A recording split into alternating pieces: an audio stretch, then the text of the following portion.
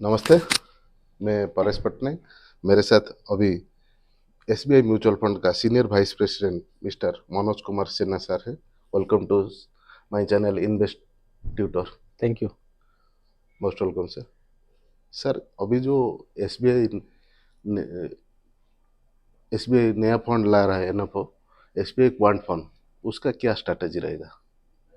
सो SBI quant fund में जो हम फंड को मैनेज करेंगे वो एक क्वांटिटेटिव मॉडल के ऊपर आधारित है।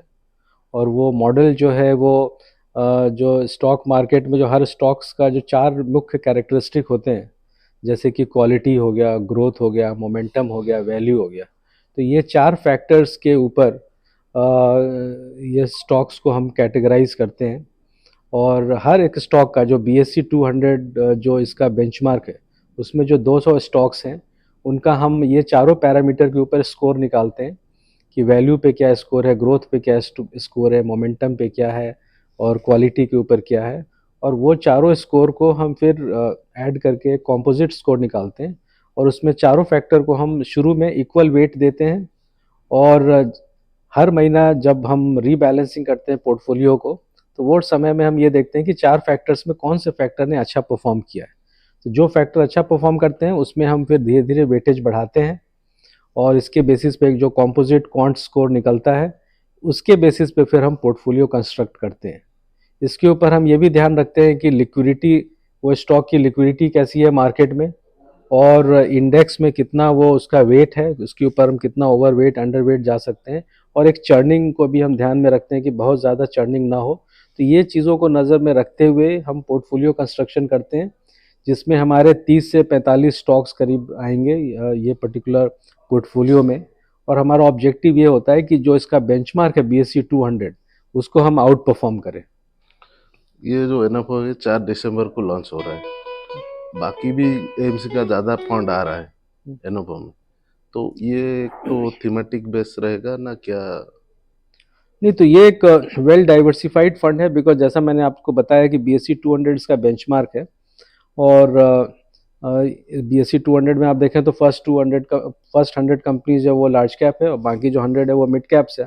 बट जो करेंटली जो ये मॉडल दिखा रहा है उसके हिसाब से, और हमने बैक टेस्टिंग में जो किया है, तो प्रीडोमिनेंटली इसमें ज़्यादा लार्ज कैप स्टॉक्स होंगे। तो वी एक्सपेक्ट कि करीब 70-75% इसमें लार्ज कैप स्टॉक्स होंगे, और बाकी मिड कैप्स होंगे।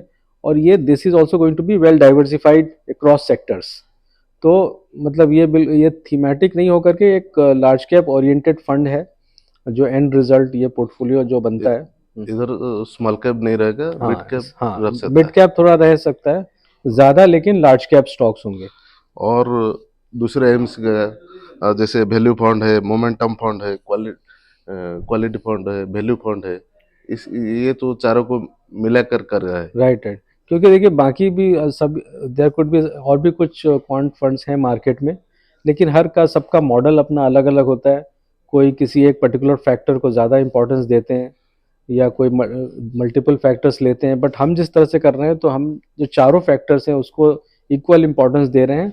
और उसमें से जो फैक्टर अच्छा परफॉर्म करता है उसके ऊपर हम वेटेज बढ़ाते हैं, जिससे कि जो मार्केट में ट्रेंड है वो पोर्टफोलियो में इमीडिएटली कैप्चर हो जाता है। जी जी।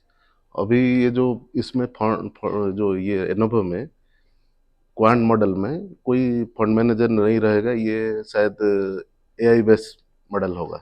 नहीं, इसमें फंड मैनेजर इज देयर, जैसे सुकन्या घोष जो है वो इस फंड की फंड मैनेजर हैं। और उनका रोल ये होता है कि एक तो पहले जो मॉडल मॉडल जो डेवलप हुआ है, और इस ये जो कंटिन्यूस बेसिस पे ये मॉडल रन होता है, तो इसको इसके ऊपर इसमें उनका कंट्रीब्यूशन होता है।